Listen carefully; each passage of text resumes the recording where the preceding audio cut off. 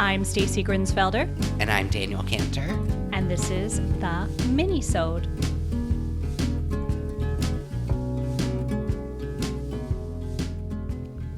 Hi, Daniel. Hey, Stacy, how are you feeling? I am upright. I am sitting in a chair, so that's good news, I suppose. I see that. These are big moves. Now, how many days out are we? Remind me. Well, okay, so to remind you, I had surgery last Tuesday. So what is that, 6 days, 7 days, 8 days post-op? I don't know. When this comes out, it'll be almost 10 days, I guess. I mean, if we had to do this last week, I would have not been able to do it. But each day that I get up, I feel a little bit better. And I actually did get some great news, which I'm happy to share with everyone. And that is that my pathology was clear. Yay! Yeah, I was really happy about that. Actually, I didn't really mention that too much because that was just kind of something that I, fretted over by myself for 3 months. But thank goodness it was clear. And so I can move on with my life. And overall, I feel great. So thank you for asking. That's so exciting. Okay, so we have 11 more weeks-ish of Yes. low intensity work. Right. And I should mention this. I really want to say this too, because I realized that I made some people worry about two things. One was people were worried about my trip or our trip to Canada, the one that I'm hosting, they're like, wait a minute, does that mean you can't go to Canada? And then the second thing is people have been worried about the window workshop that happens here in about 3 weeks. And so I wanted to address both of those really quick. First of all, I'm going to be fine. The window workshop, I already have plans to have people help me lift. In fact, that might be you, Daniel. But I also am happy to I'm happy to bring somebody else with me too to do most of the lifting for load in and take out, that sort of thing. And as far as the trip to Canada goes, that's also going to be fine. I actually talked to my surgeons about that ahead of time. It's great. I mean, I'm mostly sitting on a bus. I'm sightseeing. So there may be things, I'm not going to go for a morning run the way I might on a trip like this. But as far as the activities that are scheduled during the trip, I should be just fine. So if you are out there as a listener and you were one of those people who was worried about, is this window workshop really happening? Or, are we going to be able to go to Canada? The answer is yes on both counts. Just wanted to make sure and get that out of the way. Yes. So you had a lively and active 4th of July, I gather. My 4th of July, I laid in bed and fell asleep and slept pretty much through the fireworks. So no. But how is yours? Tell me about yours. I want to live vicariously through you and through Brad. Well, so our actual 4th of July was very uneventful. We basically were just like super lazy all day because at the lake they do, I'm not really sure why, but they do all of their 4th of July celebrations on the 3rd. Same here. That's exactly. Really? They did everything on the 3rd and then nothing on the 4th. I don't know. Anyway, I didn't mean to interrupt you. Go ahead. No. So it was fun. We, Brad had a bunch of friends out. And so, we mostly grilled, but like catering for, 12 people or so out of that little kitchen. It was like another little test of our little kitchen. I overdid it on the macaroni salad. I think we have about 3 pounds of leftover macaroni salad. So that's like breakfast, lunch, and dinner right now. Last minute, Brad showed up with 9 pounds of salt potatoes. And I'm like, oh my goodness, should I make all of these? And he's like, well, yeah. And then I think we have about 8.5 pounds left over. Do you like salt potatoes? This is a fairly new concept for me. Yes, absolutely love them. I have never met a potato I did not like, and salt potatoes are one of them. Yes. See, it's so not for me. I just don't really love potatoes. Anyway, so interesting. We have so many potatoes. If you were closer, I'd bring them by. But we're back in Kingston now, so. Mm-hmm. So fireworks. Oh, right. we didn't want to just talk about potatoes forever. So yeah, so the fireworks show is really weird and fun there. They do this thing called the Ring of Fire. Did I ever tell you about the Ring of Fire? No. Okay. It means so many things. So go ahead. Tell us what it means right. in this context. It's very strange and a real wasted opportunity to blast the Johnny Cash song. Like nobody plays it, which I'm like, if there's any time, it's now. But so they do this thing called the Ring of Fire that I don't know quite how to feel about, but basically Silver Lake is about 3 miles long, I think, and all around it are docks and stuff. So everybody that has a dock, basically at dusk, you'll see a police car, like sirens blazing, sirens blaring, going down the street on the other side of the lake. And as that police vehicle proceeds, everybody lights red flares at their dock, and then Okay. a big police boat, also siren blaring, comes barreling down the lake really fast. And I don't know. It's like we kick off the 4th of July, which is really the 3rd of July, by like a weird honorary display for the police. It's the reddest county in New York State. I don't know. It's what they do. But it's kind of fun and incredibly bizarre. Well, I did not go this year, obviously, because I was laying in bed, but we have a small parade and we're known as Toy Town, USA, because Fisher Price is located here. Oh. The parade is basically a kids parade, and kids will ride their bikes in it and throw candy, and there's plenty of people watching, but it is considered a kids parade. And Fisher Price always brings out these giant replicas of the classic toys, like the little wooden duck that when you pulled it, it kind of moves its head. And I can't remember all of them, but they bring those out and they pull them with these little tractors, and so those always go around this big square and around a city park, one of our city parks, and it's pretty cute. During that parade too, then the policemen and the fire department, they also drive their trucks and cars, and then they turn on all the sirens, and I guess it's very popular. But I did watch it one year. It's super cute. That sounds really fun. I had no idea that Fisher Price was in your town. All of the toys now, of course, are made in China, but once upon a time, they were not. They were both designed and manufactured here.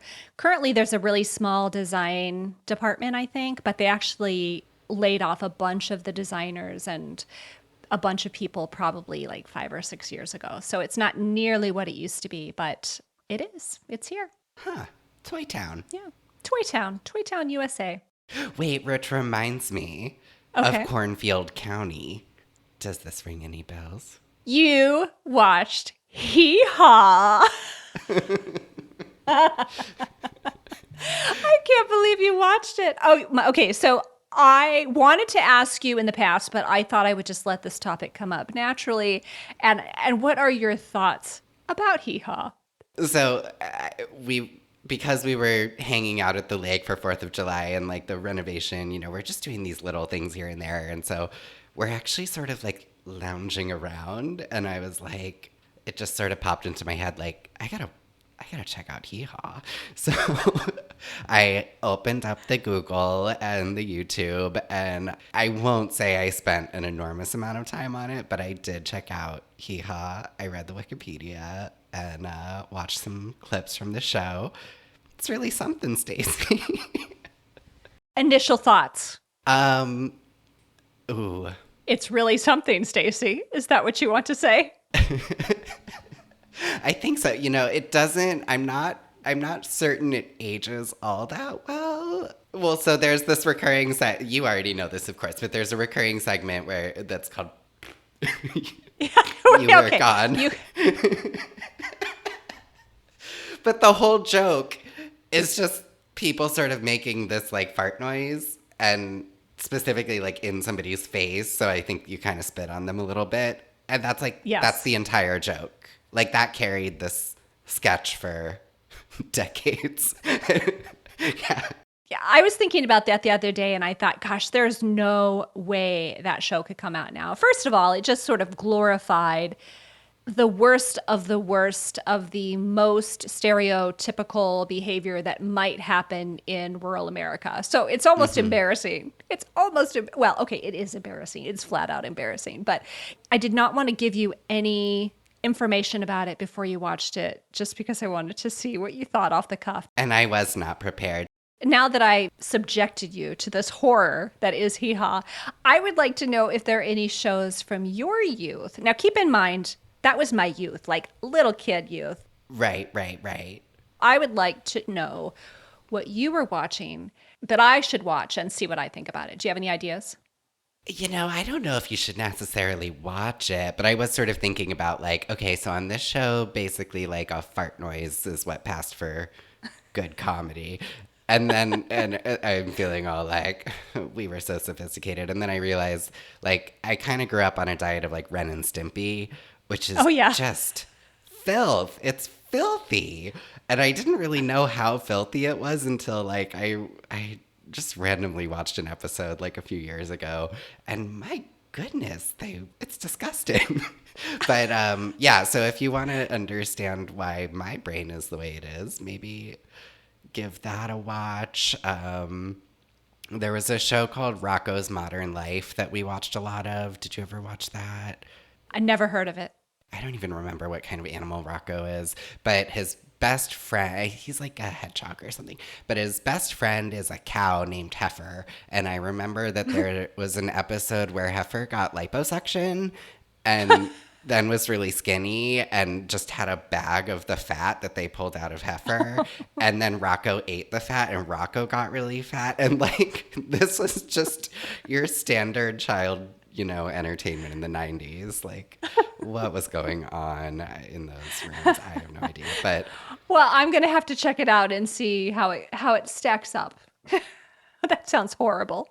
yeah, it's like Hee Haw, but animated and with animals and really disgusting. So Yeah, that sounds gross. Yeah, that sounds it really, is. really It disgusting. was Well, I actually have something house related to talk about. I know we could go on like this good. forever, but Topical. so you remember the last episode where we asked for feedback from listeners about Lustron houses. We were like, hey, if you live in a Lustron house or you know anything about them, let us know. Well, I got two messages. The first one is from Sue, and she wrote through our feedback form that there are a group of Lustron homes in Minneapolis, Minnesota, and she said that she admires them whenever she goes by. So I happened to kind of do a little Google search and look for those homes, and they're super interesting. Like, I don't think I would want to live in one, but it's pretty wild. It's pretty wild. I'll Yeah. drop the link for that article that I read when I did my Google search in our show notes. But there's a guy that bought one and he's kind of talking about some interesting things in his house. And one thing that I thought was so cool is that the heating system. Do you know anything about the heating system? I mean, the whole thing is No. metal. So the Right. idea is that above the ceiling, that's where the heat would flow back and forth from the furnace. And the theory was that it would heat up the metal tiles, for lack of a better word, Oh. heat up the metal walls and stuff, and that would keep the house cozy. And the guy who owns it said, well, it probably works maybe in a more southern state, but not so much in Minnesota. So I don't know what he did in lieu of that. But that was one of the functions that I thought was really cool. That's fascinating. Isn't that wild? Yeah. He said, these are great for putting pictures on the wall, especially if you have a lot of magnets. And then he went over and hung this really big poster with all these big magnets on it. I thought that was really cute. That's really funny. I didn't even think about that. I feel like that could get inconvenient, but I can't picture exactly why.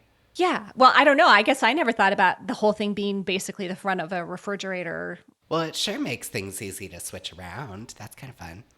And the other person that got back to me was Emily Frankowski, and I met her at the Missouri Preservation Conference. She sent this great article from the Joplin Globe, and I'm going to tell you some of the things in the article. I'm going to drop the link there because I'm basically just telling you word for word. So my intention here is not to plagiarize the Joplin Globe. I'm going to give you the article. I just thought something stood out to me. And one of those was that, the Lustron home, I guess, was invented by Carl Strandlin, and he was a Swedish engineer based in Chicago. I can't remember if you mentioned that in the last episode or not. No, because I've never heard it. He designed the look of Esso gas stations, which I did not know, but another iconic business, White Castle restaurants. Really? Yes, yes. And White Castle, of course, is best known for sliders that go from the mouth straight to. The other end.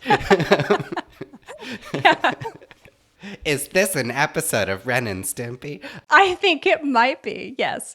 Anyway, White Castle, they're known for the sliders, the little sliders that take the express route through your digestive system. And some people love them, Right. some people hate them. I don't think I've been to a White Castle in, I don't know, at least 15 years. But don't they have like enameled walls in those? Yeah. Usually, yeah. I've only been one time in my life, and that's what I remember. So he wanted the metal to make more of these things, and government officials, he wanted a permit to build more. And the government officials were like, no, I'm sorry, you can't do that because we just can't justify using all this metal right now because there's a housing crisis. We don't need more gas stations. We don't need more places like that. We need more houses. So he kind of changed his direction into these Lustron houses. And then, of course, he got the funding from Congress, and he was intending to make like 30,000 house kits a year. But I guess they just kept screwing it up. It was one of those things where they just made all these errors in production. Their distribution was bad, how they delivered it. And then they used up the surplus of metal, I guess, quicker than they intended. And it kind of was a big problem. They were going to sell the houses for $6,500, and then it just kept going up and up. And I think the final price ended up being $16,000. I mean, that's a pretty big difference. Yeah, that's like in the late 40s, based on what I remember of the Levittown. That would be over 200,000 in today's dollars. Yeah, it was a lot for something that wasn't very popular in the first place. And I guess his idea really only lasted about 2 years, and only about 2,000 to 3,000 Lustron houses were manufactured. So that is pretty special that there is an enclave there is enclave the right word? I think so. A concentration. A concentration. That's probably better. A concentration of Lustron homes in Minneapolis. I think that's really interesting. I don't know how many exactly there are, but enough that it's noticeable. They're all there together. And then, as far as I know, maybe there was just this one in Joplin that's going to be auctioned, and it's part of other properties. But I thought that was really cool. An all metal house. That's so cool. It sounds like it would make the worst recording studio. Oh. Otherwise, it'd be like, Stacy, offices. You'd have to have carpet, right? I mean, it would just be horrible. I guess, but even then, I don't know. This is why we need to talk to someone who lives in one. I don't know. I wonder how the acoustics are for singing, for instance. I mean, it would be an echoey nightmare, like you said, for podcast recording. But I wonder if it'd be like always being in the shower or something. Wouldn't that be cool? Like where you sound amazing and you project and everything's great. Don't know. Then your kids grow up thinking they're like Whitney Houston, but they're not. Right. Sorry to break it to you. I'm so tickled that we got feedback about the Lustron Homes. I love that. And now you're an expert. I read an article and now I'm an expert. Exactly. As far as I'm concerned, I would still love for people to let us know if they have more information. And there's a really good chance that I could be in Minneapolis at some point, and I'm going to drive and see the concentration of Lustron Homes. I think that would be really neat. So if anybody does have information, please go ahead and submit it through the contact form at truetalesfromoldhouses.com. Now, do you have anything else you want to share today, Daniel? Well, I actually got a recommendation as well on Instagram from Candy Pettis. I hope it's okay I'm saying her name. I feel like it's rude to not give credit, but it was in a message. I don't know the etiquette. Anyway, she recommended, which I haven't watched yet, but I really want to, a PBS, I think, miniseries called Race, The Power of an Illusion. And apparently episode 3 is called The House We Live In, and it is, I think, largely about Levittown. So I'm very curious to watch that. I'll do a little search and I'll see if I can find these links and put them in the show notes for everyone. That'd be great. Thanks. Anything else? Anything about your life, the land bank? I had a really unique experience at the land bank recently. So we had, remember I think it was the last episode I was telling you that I got to walk a family through the house that they're going to be purchasing soon, and you know Yes. how exciting that is. And so that very same house, we always kind of end our renovations with a little community landscaping day, which so far has not been all that successful in terms of getting people to come out. Turns out a lot of people don't want to spend their Saturday morning planting plants at somebody else's house in the middle of summer. But anyway, so I was there, and to try to entice people to show up, we also opened up the house to, feel free to walk through and look at the beautiful renovation. And about 5 minutes after we open up the house, this whole family comes in, and I'm like, oh, it's working. This is so exciting. And this woman says her name, and then she says, I grew up here. And I'm like, oh gosh. Because I can't, I don't. Let me try to see if I understand what you're saying. First of all, these houses, when you get them, are in a very bad way. Very I'm bad. assuming that you're thinking, oh my gosh, were they part of that part? Or if not, would they be happy to see all the nice work that we've done thus far? Am I kind of reading you right when you are speechless? You're exactly right. Yeah. So this house, I think I mentioned on that episode too, this house in particular was a hoarder case, and the house was just packed. Like, we've never had a clean out quite like this house. So what did you do? I said hello, I introduced myself, and I didn't know if she was the previous owner, the who, clearly had this hoarding disorder, or something else. So anyway, turns out she was the daughter of that owner. And the house has a pretty sad story. Like most of them, that end up being seized by the city through foreclosure, like there's not good circumstances that lead to that.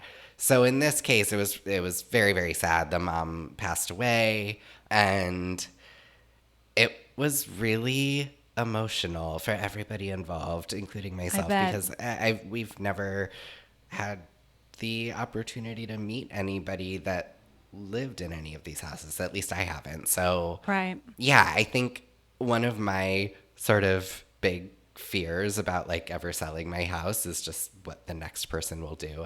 I'm sure you can relate. Yeah, absolutely. It's a little scary on that level, and on the level of like it is so dramatically different than the last time she saw it, which would have been shortly after her mom passed away. Did you end on a happy note? We ended on a really happy note. There was a lot of crying and a lot of gratitude, and I don't know, it was kind of beautiful. Like, I think it really was sort of healing in a way Sure. to see the house so cared for and recovered from sort of where it was the last time she saw it. And she had a lot of negative memories in the house, understandably, but, also positive ones. And it was where she grew up. And so, yeah, I feel like it could have gone very badly and been a bad situation. But it was really nice. They were like blown away by the renovation, and just really, really happy to know that it was going to be sold to this young family who was going to raise their kids there. And I think she actually came back like later in the day and planted a rose bush in the backyard for her mom. And So sweet. it was really very cool. I would have never been able to predict how an encounter like that would go, and it kind of couldn't have been any more positive in a way, even though it was just a lot of big feelings for 10 a.m. on a Saturday morning. It's like, is Absolutely. this happening? Oh gosh. So yeah, that happened. I'm glad it happened. I'm glad they got to see it because they live in Florida. So it was like total happenstance that they were in town and just saw that the house was open and thought they'd stop in. And I am not a mental health professional by any means, but I would imagine that it was very helpful for her, the child of someone with a hoarding disorder, to see the house in a new way and understand that the future does not have to be the past or have to look like the past, I guess I should have said. any normal person would have just thought the next time I see this, it'll be a vacant lot because it's a teardown. And so to see it still standing and standing beautifully and about to be a home to somebody else, I think, yeah, it felt very good and made me proud of that little house. But yeah, like a good reminder too that, we're not just sort of serving the next residents, but I would like to think that anybody who lived in any of our houses in the past showing up and seeing it would be thrilled and not, sad or bummed by what we did. Well, that seems like a good place to stop for today. So, guess what next week is? Episode 100. 100. Yes, it will be episode 100. Are you so excited? I am so excited. Yeah, we have 4 people that we are revisiting to find out what they're up to.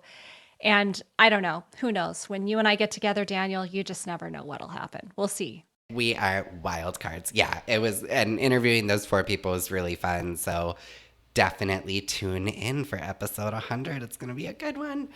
For sure. And we will be announcing the winners of the 100th episode giveaway too. So if you entered those giveaways, they're already closed right now. But if you entered those giveaways, then we will be announcing the winners. You don't have to listen to win. We will notify you. But why wouldn't you listen? It's going to be so much fun. You do have to listen. She meant you have to. You're required.